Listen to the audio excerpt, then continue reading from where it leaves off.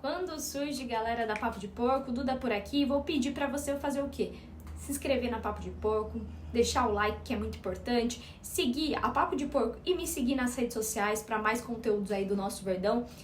E vamos ao que interessa, vamos ao título desse vídeo. Para mim um vídeo importantíssimo. O que podemos tirar dessa vitória do Botafogo para a Sociedade Esportiva Palmeiras para o ano de 2025. Já que o ano de 2024, claro que somos torcedores, teremos esperança, quem sabe o Botafogo, o Inter nos ajuda aí, o Wesley, Bruno Henrique, os caras que estão lá no Inter nos ajudam e que o Palmeiras faça a sua parte vencendo do Cruzeiro, que também é importantíssimo isso, né? Já que dependemos do Botafogo, mas também dependemos das nossas duas vitórias aí contra Cruzeiro e Fluminense.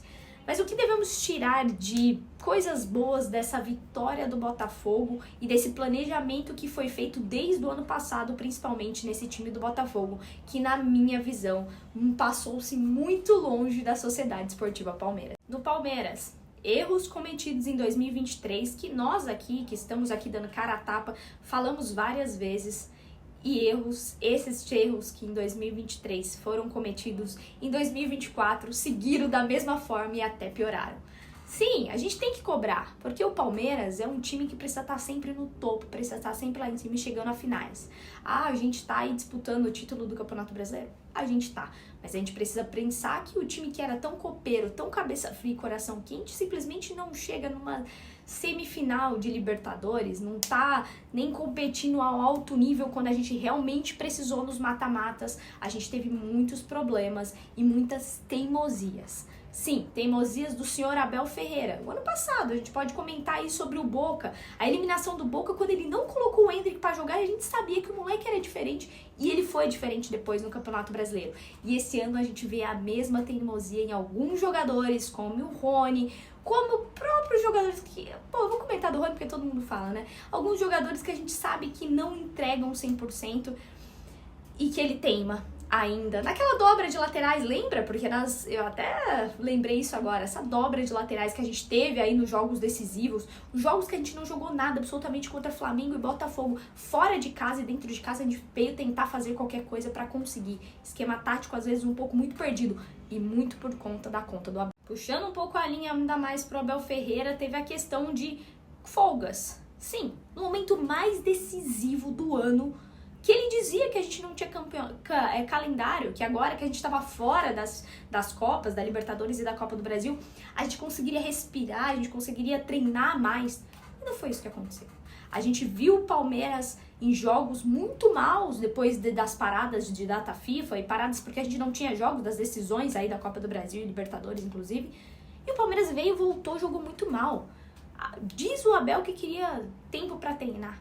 Ele teve esse treino e deu folga para jogadores, a gente sabe que foi para Portugal, a gente sabe que, enfim, que teve inúmeras coisas. Tá tudo certo, se ele estivesse entregando resultado ou pelo menos um bom desempenho. Cara, sério, eu iria aqui com toda certeza falar muito bem do time se ele tivesse entregado. A gente percebeu, eu estava no estádio na terça-feira e eu percebi que o time não estava jogando absolutamente nada. Teve relâmpagos, assim, de jogos, do início do jogo até bem, depois simplesmente se abalou. A cabeça fria que o jogador tinha, aquela mentalidade vencedora que a gente via no sangue dos jogadores, pouco aconteceu nesse jogo de terça-feira e vinha acontecendo. Apesar das vitórias contra o Atlético Goianiense, a gente não vinha muito bem. E Bahia a gente não vinha bem. Então esse é um dos pontos que a gente precisa pensar para não errar e o que a gente pode tirar de bem para 2025 e para essa vitória do Botafogo na Libertadores. Arthur Jorge mudou a mentalidade do time, bateu muito na tecla do que passou e não ficou se apoiando em decisões ruins.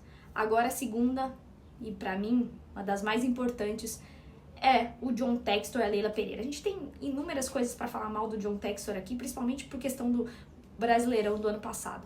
Mas desse ano, ele foi completamente decisivo, ele contratou pessoas jogadores de qualidade que vieram e decidiram. Não adianta. O futebol precisa de jogadores que coloquem a camisa e não sintam peso. Jogadores que são decisivos. O Botafogo tem Luiz Henrique, tem Almada, tem o próprio Igor Jesus, que agora é o camisa 9 da seleção brasileira. É um time consistente, um time muito bom. Na defesa, Barbosa e o próprio Bastos, que saiu machucado contra o Palmeiras e não jogou a final de ontem, são jogadores consistentes, jogadores importantes. O scout do Botafogo funciona. E o do Palmeiras não tá funcionando.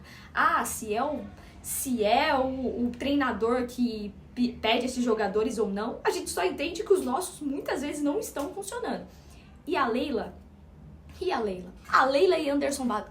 Anderson Barros, diretor de futebol do Palmeiras, que contratou o próprio Felipe Anderson, que chegou com pinta de estrela, que apesar de não estar entregando nada, mas quem foi fazer a negociação nem foi o Anderson Barros, foi o advogado, né? O advogado do Palmeiras. Assim, coisas bizarras. Então, assim, senhora Leila Pereira, sim, o futebol precisa de jogadores decisivos. Precisa ter uma equipe consistente? Claro que precisa ter uma equipe consistente, mas a gente precisa de jogadores que são acima da média. E para isso, precisa de dinheiro, precisa de um scout bom, precisa contratar. Será que vai acontecer? A gente não deixou de contratar em 2024.